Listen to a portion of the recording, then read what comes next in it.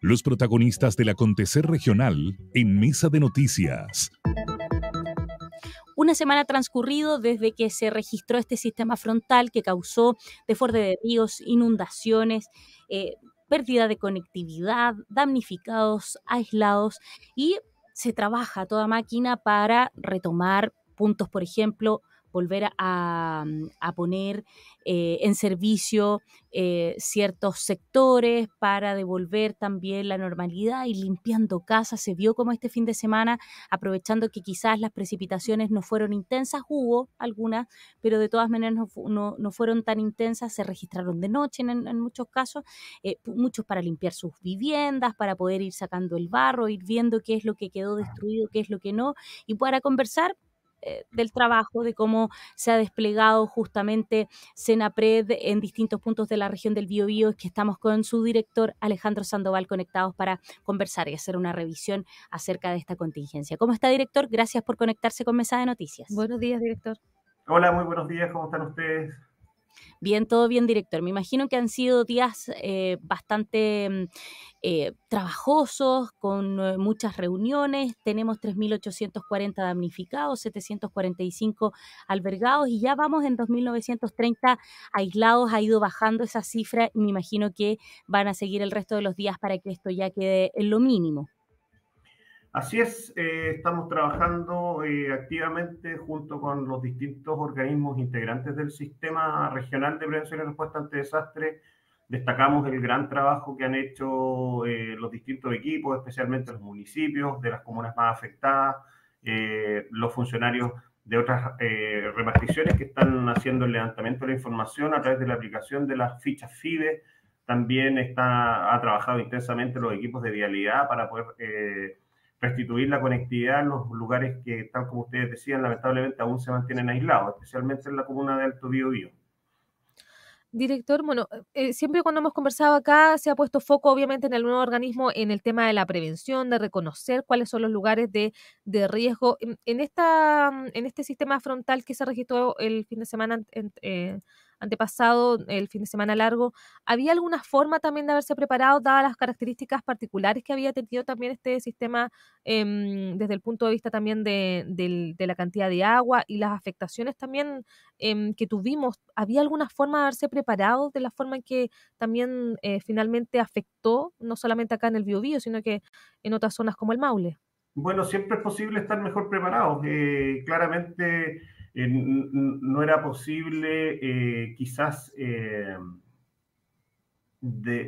aminorar los efectos o más bien impedir las lluvias intensas que recibimos en Cordillera con una isoterma alta, que fue un fenómeno bastante inusual y que finalmente fue lo que provocó la afectación. Pero claramente como sistema es posible que los distintos actores hubiésemos estado mejor preparados, ya sea con adelantamiento de recursos logísticos, con la preparación de albergues, aunque todas esas acciones se realizaron. Para nosotros como servicio y anteriormente como la Oficina Nacional de Emergencia, es una actividad rutinaria y periódica que se hace durante todos los años. Por ejemplo, la implementación del programa de invierno, en que los municipios y sectorialmente el Ministerio de Obras Públicas, el Servio y otros organismos se hace un cruce de información respecto de cuáles son los puntos críticos que tiene la región, se identifican y se evalúan las distintas obras de mitigación que se van haciendo. Eso es algo normal, rutinario, que hacemos todos los años. De hecho, nosotros un poco antes de este evento hidrometeorológico habíamos realizado el lanzamiento junto con distintas reuniones y sesiones del Comité Regional de Emergencia, el Comité Regional de Reducción del Riesgo de Desastre, para poder evaluar estas acciones y ver cómo seguíamos avanzando. De hecho, muchos municipios habían realizado acciones de preparación. Nosotros habíamos gestionado recursos para en apoyo a los municipios. Muchos de estos municipios ya estaban con maquinaria arrendada para poder hacer limpieza de cauces, tala de árboles en forma preventiva y otras acciones que permitieron de alguna forma aminorar los efectos de este evento inusual, como les dije, pero que finalmente siempre es posible estar mejor preparado. Aún así, lamentablemente tuvimos bastante afectación, pero tenemos que seguir trabajando en conjunto con todos los actores para poder enfrentar mejor este tipo de situaciones. Lamentablemente el cambio climático y la academia en general indica que estos eventos van a ser más frecuentes a medida que nuestro planeta está sufriendo los efectos de esta crisis climática que estamos viviendo. Director, justamente hace varias entrevistas que hemos sostenido con usted, hemos reparado en estos eventos que son muy intensos, muy cortos, porque claro, uno también tiene recuerdos en el sentido de decir, antes, siempre se hace la comparación, antes, por ejemplo, en abril llovía muchísimo acá en Concepción, no un día, sino que por lo menos una semana completa, y parecía que las ciudades y los lugares aguantaban mucho más. ¿Esa es una sensación, el hecho de la fragilidad de los lugares, o es que es efectiva la potencia de estos eventos? ¿O no nos hemos ido preparando desde la perspectiva de la infraestructura para poder soportar este tipo de eventos que son muy precisos, pero parece que muy intensos? Nosotros en estos momentos estamos trabajando con la Dirección General de Aguas y otros organismos para sacar conclusiones respecto de este evento. Por lo tanto, podemos hablar, tal como tú lo dices, solamente de percepciones, mientras no tengamos datos duros, pero estos eventos, por ejemplo, sí con datos duros respecto de los caudales que alcanzaron los distintos cauces de la región. Si bien es cierto, son eventos inusuales, no son eventos desconocidos. Yo creo que, y aquí estoy dando una opinión, insisto, hay que esperar las conclusiones que podamos sacar nosotros con los distintos organismos técnicos, también la academia está trabajando activamente en esto. Tenemos algunos problemas estructurales como región en cuanto a la ocupación de terrenos que son inundables, son terrenos que finalmente están en los lechos de los ríos, están en los cauces y que quizás por una pérdida de memoria histórica de la ciudadanía, como sociedad hemos ido ocupando estos cauces producto de la sequía. Por ejemplo, nosotros, el último evento importante que tuvo la región fueron las inundaciones del año 2006 y de ahí en adelante no habíamos tenido eventos de este tipo. Entonces, 14 años, o bueno, en este caso más tiempo en que los ríos perdieron fuerza y estábamos con una sequía histórica, la más severa que ha afectado a la historia de nuestro país. No había registros de una sequía tan severa. Por lo tanto, eso yo creo que hizo que la comunidad olvidara cuál era finalmente los terrenos que tienen o no tienen riesgo de inundación. Y si analizamos qué es lo que estamos haciendo en conjunto, insisto, con los distintos organismos, principalmente con la Dirección General de Aguas, que son los que tienen legalmente la atribución del monitoreo de esta amenaza. Los sectores que se inundaron son sectores que históricamente, si uno va al pasado, sí habían sufrido este tipo de situaciones. Por lo tanto, yo creo que también ahí tenemos un problema estructural como sociedad en el sentido de la regulación adecuada de los sectores donde construimos infraestructura y donde no lo hacemos. Ahí nosotros también hemos conversado acerca del mapa de gestión de riesgo, donde uno puede ver su domicilio, ¿cierto? Y ver si está ubicado en un lugar donde hay riesgo de tsunami o de inundación o de incendio. En el caso del sector rural, también en el fondo este mapa funciona, la gente podría también, y hace falta quizás conocer, más allá de que quizás no existe una regulación desde el plan regulador comunal, de que no se pueda construir o no en algún lugar, pero al menos saber la gente que si está en cierto lugar, está en una zona, por ejemplo, inundable y poder estar preparado para que en algún momento pueda ocurrir esto? Bueno, en ese sentido estamos trabajando nosotros como servicio. La ley 21.364 nos entregó la responsabilidad, junto con los municipios, de elaborar efectivamente mapas de riesgo. También es un instrumento que están desarrollando los municipios, que son los planes de reducción del riesgo de desastre, en que tienen que tener efectivamente una evaluación del riesgo de los territorios. Y ahí efectivamente hay un trabajo por realizar en el sentido de poder comunicar a la ciudadanía efectivamente dónde son los lugares de riesgo. Cabe destacar que la ley de construcciones indica que uno puede construir siempre y cuando en distintos sectores, independiente del riesgo, siempre y cuando se elaboren las medidas de mitigación correspondientes. Lo que tenemos que hacer aquí es, en conjunto con los municipios, que son finalmente quienes regulan el uso del territorio, evaluar finalmente cuáles son los riesgos de los territorios, valga la redundancia, y poder mantener informada a la comunidad. Lamentablemente, gran parte de la afectación se produjo en sectores que históricamente sí son sectores inundables. Indudablemente fue un fenómeno inusual y se produjo daño a infraestructura crítica, como puentes, como caminos, lo que indica que fue un fenómeno que no está dentro de las previsiones quizás en general, porque fue un fenómeno muy inusual. En general, sí podemos, tratando de mirar de lo positivo de esta situación, es que fue un fenómeno que afectó solamente a una parte de la región, porque las lluvias intensas fueron en el sector cordillerano. No tuvimos gran afectación en el sector del litoral. El río Biobío no estuvo ni cerca de su caudal máximo, por lo tanto pudimos haber tenido mayor afectación. Afortunadamente no fue así, pero insisto, tenemos que prepararnos, tenemos que revisar finalmente cuáles son los territorios que estamos ocupando como sociedad y cuáles van a ser las medidas de mitigación que vamos a tener que adoptar para evitar afectación a las personas, que es nuestro principal objetivo.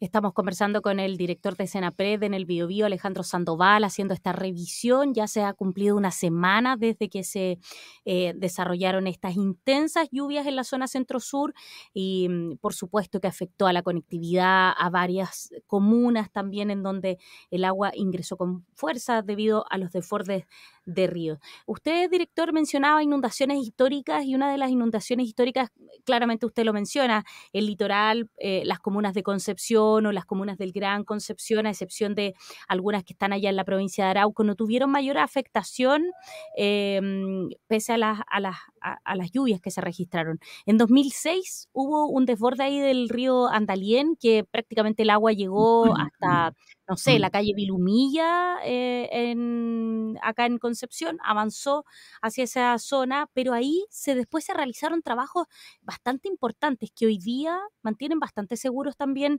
a quienes viven en esa zona. Esa es la clave, básicamente, porque el río va tomando sus cursos y va recuperando espacio que se le quita. ¿Esa es la tónica hoy día, por ejemplo, el ejemplo de esa zona? Bueno, indudablemente el río Andalién ha sido intervenido y se han realizado una serie de trabajos para evitar sus desbordes, pero insisto, en este fenómeno, el río Andalién aún así tuvo algún grado de afectación y se anegaron alrededor de 20 casas en el sector de Chaimávida, que es un sector histórico donde el río hace una curva donde lamentablemente, producto del aumento caudal, ahí se desborda y este año lamentablemente fue lo mismo. Aún así se han realizado una serie de trabajos en ese río, pero insisto, en este fenómeno en particular, afortunadamente las lluvias que sucedieron en el sector del valle longitudinal de la región fueron muy menores, lo que provocó que no tuviésemos eventos de afectación ni en Concepción, ni, insisto, en las comunas del litoral. Por ejemplo, el río Curanilagua, un río que históricamente se desborda, estuvo muy cerca de que tuviese desborde, pero no sucedió. El río Biobío, en desembocadura, traía en su momento máximo alrededor de 9.700 metros cúbicos por segundo, y en el año 2006 llegó a sobre los 16.000 metros por segundo. El problema lo tuvimos en los ríos de Cordillera, el río Laja, el río Duqueco y otros cauces que fueron los que se desbordaron. Yo creo que la clave es, insisto, revisar cuáles son los territorios que estamos ocupando, que son lechos de río. Aquí hay un trabajo que tenemos que realizar en coordinación con los municipios. La nueva ley, la que crea el servicio, también entrega gran responsabilidad a los municipios, gestores del territorio, respecto de cuáles son las acciones que ellos toman tanto en prevención como en respuesta.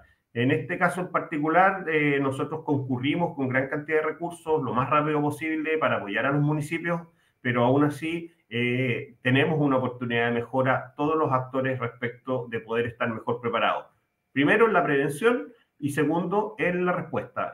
Respecto a la respuesta, nosotros hacemos un llamado a los municipios que generen acciones de primera respuesta sin tener que esperar la reacción del servicio. Obviamente nosotros trabajamos lo más rápido, pero tenemos una serie de protocolos que hacen que podamos en algún momento demorar nuestra acción, porque el sistema, la filosofía que entrega la ley, entrega cierta responsabilidad a los municipios, que sean ellos los que puedan enfrentar en el primer momento, en las primeras horas, concurrir con ayuda a las personas afectadas para nosotros concurrir en forma simultánea, pero con, insisto, desde la mirada regional, poder llegar de alguna forma, en forma posterior a la primera acción que realizan los municipios. Ese es el trabajo que tenemos en desarrollo de este lamentable evento. Tenemos que sacar lecciones aprendidas. Estamos trabajando con los distintos actores para poder enfrentar, lamentablemente, los próximos eventos que nos afecten, estar mejor preparados. La naturaleza es así y tenemos que aprender a convivir con los riesgos que tenemos. Ahí, director, bueno, este fin de semana también tuvimos lluvias. Este evento que nos dejó el anterior fin de semana, ¿se podría repetir durante el invierno? Posiblemente, lamentablemente, la meteorología es una ciencia bastante incierta. No hay mucha capacidad de poder pronosticar con certidumbre en el largo plazo. La Dirección Meteorológica de Chile va entregando sus pronósticos y son, obviamente, mientras más corto el plazo, son más certeros, pero a largo plazo obviamente dependen de muchas variables que pueden cambiar y el pronóstico finalmente va variando. No es descartable que tengamos eventos de este tipo durante este invierno. El fenómeno del Niño está afectando a la zona centro-sur de nuestro país, por lo tanto se pudiesen repetir este tipo de eventos. Lo importante, insisto, es poder sacar lecciones aprendidas de esto y poder empezar a tomar medidas de preparación. Es importante, insisto, que podamos avanzar en revisar cuál es la ocupación que estamos haciendo del territorio.